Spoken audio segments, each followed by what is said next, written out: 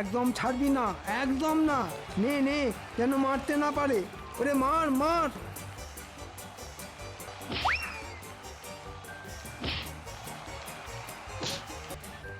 মারবো কি? সব বলি তো ভুঁড়িতে আটকে যাচ্ছে। সুযোগ ন্যাপলা, নে নে, পাই পাই করে দৌড়া। মার মার। এই নে মারলাম সোপাতে, আর এই নে দেয়নি না। কই গো রাধুনী ঠাকুর, কোথায় গেলে? এদিকে এসো। বলুন রানীমা। বলছি তুমি তো রাজবাড়িতে দীর্ঘদিন ধরেই রান্না করছো, কিন্তু ইদানি তোমার রান্না এত বেস্বাদ লাগছে কেন? সে তো আমি বলতে পারবো না, আমি তো আগের মতনই রান্না করি। ছোট মুখে বড় কথা বলছি, আমি কিছু বলতে চাই রানীমা।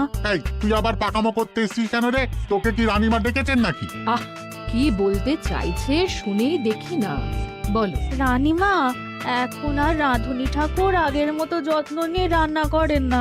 রান্নাঘরে পড়ে পড়ে ঘুমোয় আর তাড়াহুড়ো করে কোনো রকমে রান্না করে দেন। একদম বাজে কথা বলবি না। বাজে কথা না রানীমা, শিলনোড়ায় বাটতে ওনার কষ্ট হবে বলে আজকাল রাধুনী ঠাকুর শুধু জিরে ফোড়ন দিয়ে রান্না করেন।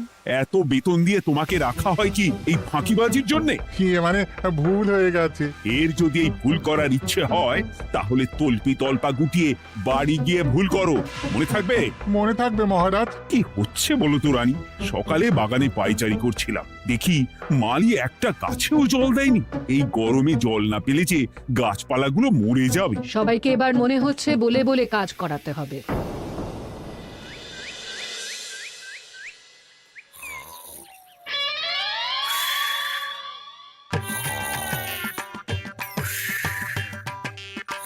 কি গো, কদিন ধরে তো তুমি শুধু খাচ্ছ আর ঘুমোচ্ছ।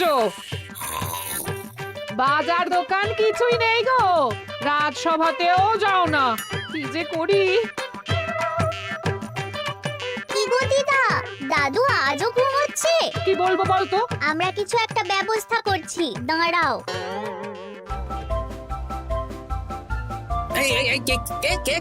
ওঠো দাদু, আর কত ঘুমে? উড়ে একটা সীমা থাকে। ওঠো বলছি, ওঠো ওঠো না।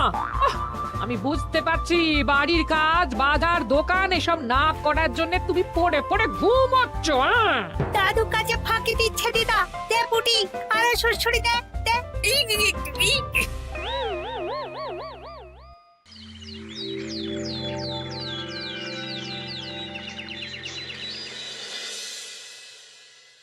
মহারাজের শরীর খারাপ না মন খারাপ? মহারাজ এরকম চুপ করে ঘুম মেরে থাকলে তো রাজপাট সব উঠে যাবে। কিছুই বুঝতে পারছি না। মহারাজ আছেন চুপটি করে, নেই যে মুখে শব্দ। ফাঁকি দিলে এবার তাকে করব আমি জব্দ। অনেক শুয়েছি, আর নয়। মহারাজ, কে ফাঁকি দিচ্ছে? আমি তো ফাঁকি দিই না। পণ্ডিত, তুমি দিচ্ছ নাকি ফাঁকি? বৈদ্য। আমি ফাঁকি দিলে সবাই ওই রোগে ভুগে মরে যাবে। আমি তো রোজ সময়ই রাজসভায় আসি, তাহলে আমি বলছি আসল কারণ। রাজবাড়ির রাধুনী ফাঁকি দিচ্ছে, আর 3 দিন ধরে রাজসভায় গোপাল বেপাত্তা। হ্যাঁ, এই গোপাল বেটাই আসল ফাঁকিবাজ। ওকে বরখাস্ত করে দিন। গোপালকে যদি বরখাস্ত করা হয় তাহলে বিপদে আপদে মহারাজের পাশে দাঁড়াবে কে?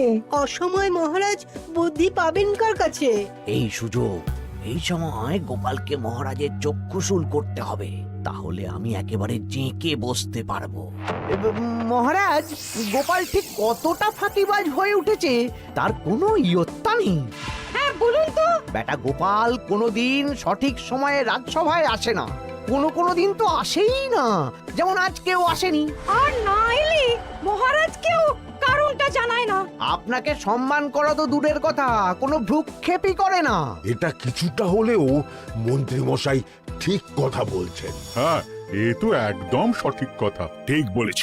প্রহরী, প্রহরী, বলুন মহারাজ। তুমি আরেকজনকে সাথে নিয়ে এক্ষুনি গোপালকে তুলে নিয়ে এসো। আচ্ছা মহারাজ। বলি তুমি আজকেও রাজসভায় কামাই করবে? অর্ধেক দিন কামাই করলে বেতন কাটা যাবে গো। গিন্নিমা, গোপালকে মহারাজ ডাকলেন। ওই দেখো, রাজবাড়ি থেকে প্রহরীও ডাকতে এসেছে। ওহ, মহারাজের আদেশ না শুনলে তোমাকে তুলে নিয়ে যেতে বাধ্য হব। আরে দাঁড়িয়ে দেখছিস কি? তুলে নিয়ে চল। ঠিক বলেছিস, তুই হাত ধর আর আমি পা ধরি। কে আমরা আমরা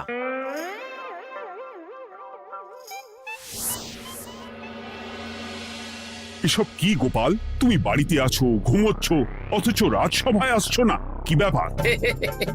আগে মহারাজ, মস্তিষ্ককে বিশ্রাম দিয়ে বুদ্ধি বাড়াচ্ছিলাম। অনেক ব্যবহার হয়েছে তো, তাই একটু বিশ্রাম দরকার আর কি। আমার পুরো রাজসভাটাই ফাঁকিবাজ। আমি সবাইকেই বিদায় করব, আর গোপালকেও। এই সেরেছে, আমি ফাঁকিবাজ নই মহারাজ। আমি খোঁজ নিয়ে দেখেছি, সবাই কম বেশি গায়ে হাওয়া লাগিয়ে ঘুরছে। মহারাজ, আমি তো নদীর পাড়ে বসে শীতল হাওয়া গায়ে লাগাই, তবেই তো ঢেউয়ের মতো আমার ছন্দ আসে। কেউ ফাঁকিবাজ না মহারাজ, আসল ফাঁকিবাজ গোপাল। মহারাজ, আমি যদি দরকারে আপনাকে বুদ্ধি দিয়ে, ফাঁকা সময়ে বিশ্রাম দিয়ে ফাঁকিবাজ হই, তাহলে মন্ত্রী মহা ফাঁকিবাজ। কারণ মন্ত্রীর কাজ রাজাকে বুদ্ধি দেওয়া, তা তিনি করেন না বলেই আমাকে দরকার পড়ে। আমি তো ভাঁড়, আমি শুধু হাসাবো, এটাই আমার কাজ। তাতে কি, সেনাপতিও তো সেনাপ্রধান, ও কি যুদ্ধ করে? রাজ্যে শান্তি শৃঙ্খলা বজায় আছে, তাহলে যুদ্ধ করে হবেটা কি? হ্যাঁ, অকারণে পায়ে পা দিয়ে যুদ্ধ বাঁধাবো নাকি? হ্যাঁ, যত সব। যখন তখন বিপদ আসতে পারে, তাই যুদ্ধের জন্য সব সময় সামরিক শক্তিকে প্রস্তুত থাকা দরকার। হ্যাঁ, এটা গোপাল ঠিক বলেছে। সেনাপতিকে তো কোনোদিন সেসব নিয়ে মহড়াও করতে দেখি না। তাহলে দাঁড়ালো 3 জন ফাঁকিবাজ। মূল অভিযুক্ত গোপাল দিন রাত কামাই করে, মন্ত্রী মহারাজকে বুদ্ধি দেয় না, আর সেনাপতি যুদ্ধের প্রস্তুতি নেয় না। এই 3 জনকে আমি বিদায় করব। এই সেরেছে, এ তো দেখছি বিনা মেঘে বজ্রপাত। না, তবে তোমরা যে ফাঁকিবাজ নও সেটা প্রমাণ করার জন্য 12 ঘন্টা সময় দেব। আমাদের কি করতে হবে? তোমাদের 3 জনকে 3টে খালি বস্তা দেব। প্রত্যেকে ওই খালি বস্তা নিয়ে জঙ্গলে যাবে, আর এই 12 ঘন্টার মধ্যে জঙ্গল থেকে বস্তা ভরে আনবে। একটা বস্তা ভরার জন্য 12 ঘন্টা সময়? এ তো খুবই সহজ কাজ। সহজ কঠিন জানি না, যে ফাঁকি দিয়ে ফাঁকা বস্তা জমা দেবে বা কিছুটা ভর্তি কিছুটা খালি আনবে, সে সাজা পাবে। আচ্ছা মহারাজ, আমি বস্তায় কি নিয়ে আসবো সেটা কি আপনি দেখবেন? তা দেখবো না, কিন্তু বস্তা ভরে আনতে হবে। আর যা বস্তায় ভরে আনবে তাই নিয়ে সবাই বাড়ি ফিরে যেতে পারবে। তার মানে বস্তাতে যা থাকবে সব বস্তার মালিকই পাবে। একদম তাই। বুঝে গেছি, ভিতরে কোনো গভীর পরিকল্পনা আছে।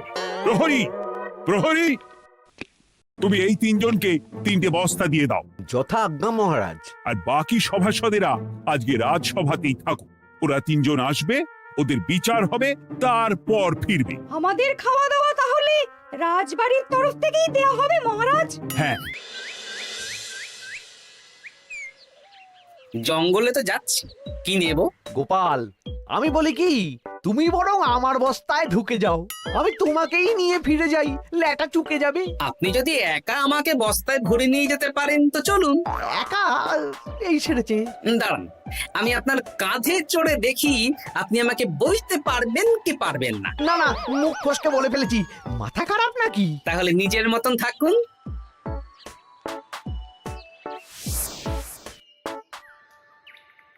এমন কি বা আছে এই জঙ্গলে? আমার কাজে লাগার মতন তো কিছুই দেখতে পাচ্ছি না। ওই তো ওই দিকটা একটু ছায়া আছে বেশ, ওই গাছের নিচে গিয়ে বিশ্রাম নি। সেনাপতি, অত চিন্তা ভাবনা করার কিছুই নেই। মহারাজ তো আর দেখবেন না আমরা বস্তায় কি ভরে নিয়ে যাব। 12 ঘন্টা অনেক সময়। এখন বিশ্রাম নাও। আপনার ইঁদুরের পেট, আপনি বিশ্রাম নিন। দেখি জঙ্গলে থেকে কিছু ফল পেড়ে আগে খাই, তারপর না হয় ওই বস্তাটা ওই ফলমূলের খোসা আর মাটিতে পড়ে থাকা পাতা দিয়ে ভরিয়ে মহারাজের কাছে নিয়ে যাব। হ্যাঁ, বস্তা যখন বাড়ি নিয়েই যেতে পারবো, তাহলে বনের সব থেকে ভালো ভালো ফলগুলো আগে ভরে নি। গিন্নিকে এবার বলবো, বাজার আনি না তো কি হয়েছে, দেখো কত ফল এনেছি। যাই, এর থেকে কিছু মহারাজকে ভেট দেব, মহারাজ বেশ খুশি হবেন।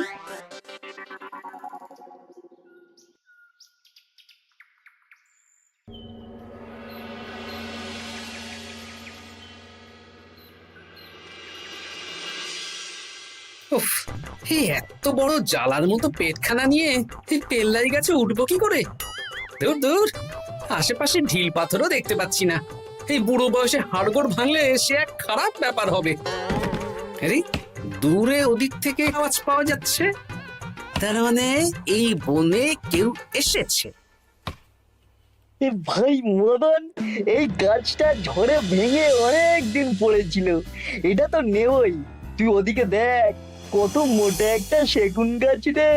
ওই গাছটা নিয়ে গেলে আমরা 1 বছর বসে খেতে পারবো। তাহলে আর দেরি কেন, হাত লাগা। আরে আরে আরে, করো কি? এগুলো সব আমাদের মহারাজ কৃষ্ণচন্দ্রের পছন্দের গাছ। ভুলেও এই গাছ কেটে নিয়ে যাওয়ার ভাবনা চিন্তা করো না। আর ওই সেগুন গাছটা তো মহারাজের সবচেয়ে প্রিয়। আরে মহারাজ কি করে জানবে শুনি? এই বনে তো তিনি ভুল করেও আসেন না। এই যে আমি আসি, আমি মহারাজের দূত। তোমরা যদি ভুল করে ওই সেগুন গাছে হাত দাও, তাহলে কিন্তু তোমাদের গর্দান যাবে। এই সেরেছে, কিন্তু আমরা তো কাঠুরিয়া, কাঠ ছাড়া পেট চালাবো কি করে? সে তোমাদের ব্যবস্থা তোমরা করো, অন্য অনেক কাজ আছে। এই সামনের গাছটা মরে পড়ে আছে, এটার কাঠ আমরা নিয়ে যেতে পারবো তো? তা পারবে, এতে অত চিন্তার ব্যাপার নেই। গোপাল আছে যখন, তখন এই রাজ্যের কেউ মুশকিলে থাকবেই না। শুধু তোমাদের একটা কাজ করতে হবে। কি কাজ? এই নাও বস্তা। আমার জন্য এই জঙ্গল থেকে টাটকা বিভিন্ন ফল পেড়ে এই বস্তা ভরে দাও, তাহলে মহারাজকে আর তোমাদের কথা বলবো না, বুঝলে? আর তোমাদের যাতে রাজবাড়িতে কোনো কাজ হয় সেই নিয়ে মহারাজের কাছে সুপারিশও করব, কেমন? বেশ বেশ, তুমি তাহলে এখন এখানে বিশ্রাম করো, আমরা তোমার বস্তা ভরে ফল নিয়ে আসছি। ঠিক আছে, আমি তোমাদের কুঠার পাহারা দিচ্ছি, তোমরা ভালো তরতাজা ফল বস্তায় ভরে নিয়ে এসো।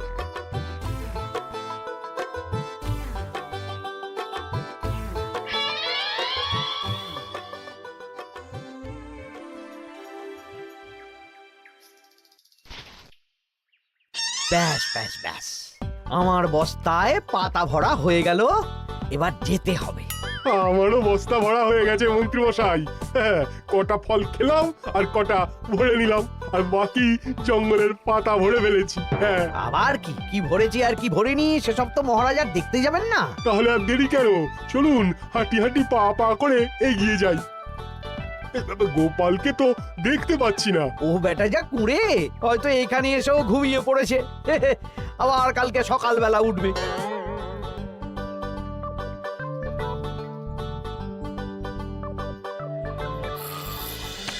এই যে ভাই, এই যে। হ্যাঁ, কে কে? আমরা। ও বলো, বস্তা ভরে এনেছো? হ্যাঁ, ভরে এনেছি। তাহলে চলো রাজসভায় যাই, তোমাদের একেবারে মহারাজের সাথে পরিচয়ও করিয়ে দেবো, কাজের ব্যাপারেও বলবো। চলুন, চলো চলো চলো।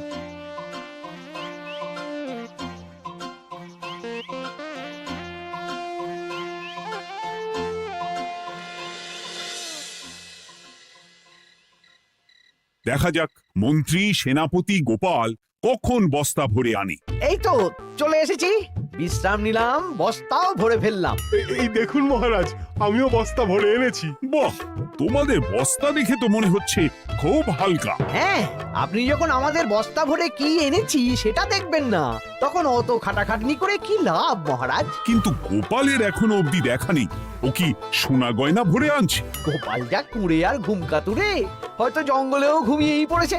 মহারাজ, আপনি একটা কাজ করুন, আমাকে আর মন্ত্রী মশাইকে যুগ্মভাবে বিজয়ী ঘোষণা করে দিন, ব্যাস। এত তাড়া কিসের?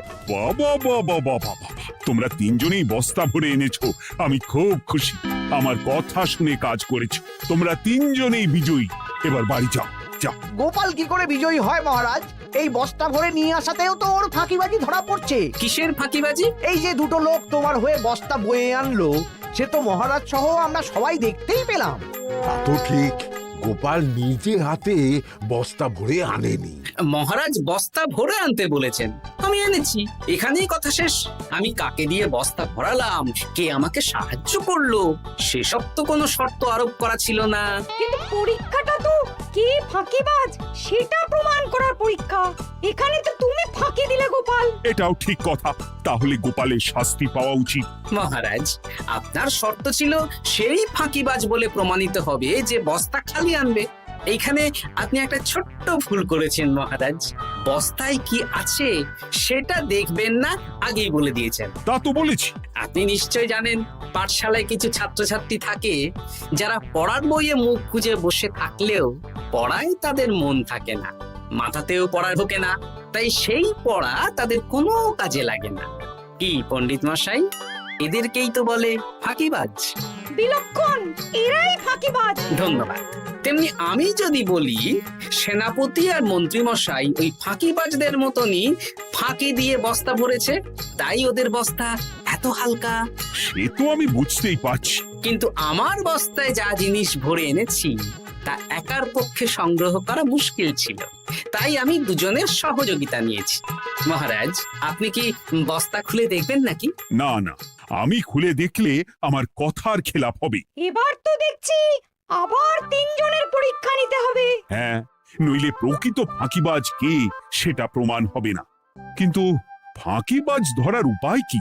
মহারাজ, আমরা বরং আমাদের বস্তা নিয়ে বাড়ি না গিয়ে একদিন কারাগারেই থাকি, আর তাতেই প্রমাণ হবে এই বস্তায় সত্যি কি আছে যা আমাদের নিজেদের কাজে লাগবে।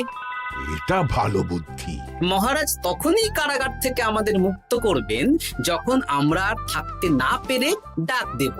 আর যে আগে বেরোতে চাইবে সে সব থেকে বড় ফাঁকিবাজ, মানে যে আগু পিছু না ভেবে কাজ করে। বেশ, তাহলে তাই হোক। মহারাজ, কারাগারে শুধু জল ছাড়া আর কিচ্ছু দেওয়া হবে না, কারণ বস্তায় তো আর জল থাকতে পারে না। না না, তা কি করে হয়?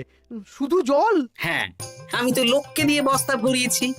আপনারা নিজে কি এমন কাজের জিনিস ভরেছেন সেটাই প্রমাণ হবে। বেশ, তাহলে তোমরা কারাগারে যাও। প্রহরী, ব্যবস্থা করো। আর এই দুজন কাঠুরিয়া বেশ কর্মঠ মহারাজ, যদি কোনো রাজবাড়ির কাজ থাকে এদের দিয়ে করাতে পারেন। আমার বাগানের মালিটা খুব ফাঁকি দিচ্ছে, তাহলে ওদের সাথে কথা বলে নিচ্ছি। যাও যাও, তোমরা কারাগারে যাও।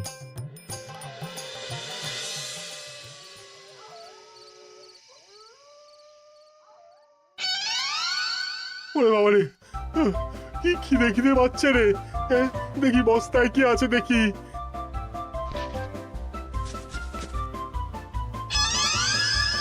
দু একটা পচা ফল, দেখি দেখি একটু ভালো আছে। এটা একটু ভালো আছে। হ্যাঁ, এটাই খাই। হ্যাঁ, এটাই খাই।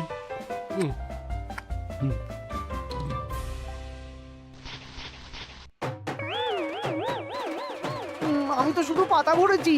কি সেরেছি? আমাকে কি জল খেয়েই কাটাতে হবে? এবার আমি দেখি।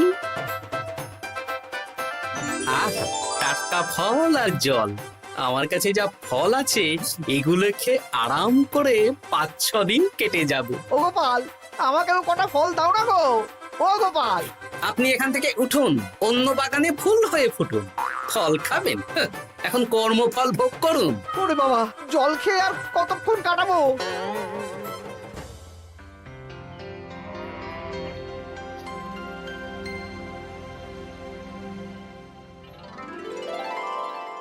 উফ, পেটটা চুই চুই করছে।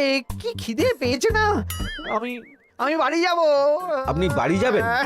তাহলে বেরিয়ে আসুন, বেরিয়ে আসুন। বেটা গোপাল কায়দা করে এমন শর্ত দিতে বললো, পুরো ফেঁসে গেলাম। আমারও তো খাওয়ার মতন তেমন কিছু নেই, আমিও এখানে থাকবো না। আমি এখানেই আছি, ফল খাবো, জল খাবো, আর প্রকৃতির ডাক এলে একটু বাইরে যাব।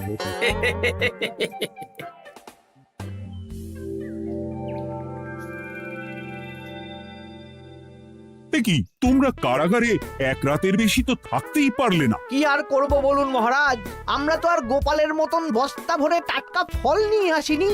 বেটা গোপাল আমাদের দেখিয়ে দেখিয়ে ফল খাচ্ছিল, অতি আমাদের খিদে আরো বেড়ে যাচ্ছিল। তাহলে এরা দুজনে তো হার মেনে নিল। গোপাল কি করছে? গোপাল খাচ্ছে আর ঘুমোচ্ছে। ওকেও নিয়ে এসো। আচ্ছা মহারাজ।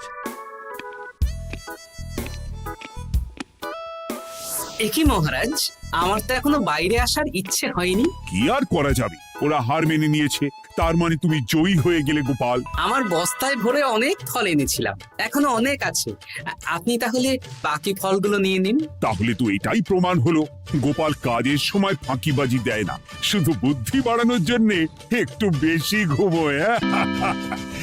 এই নাও গোপাল, তোমার উপহার। মহারাজ, আমি সময়ের কাজ সময়ে করি আর বাকি সময় একটু ঘুমাই। আমার এখন ঘুম দরকার মহারাজ, কাল থেকে অনেক ধকল গেল যে। বেশ, তোমাকে ঘুমানোর জন্য 1 সপ্তাহ ছুটি দেওয়া হলো। ধন্যবাদ মহারাজ। কি সেনা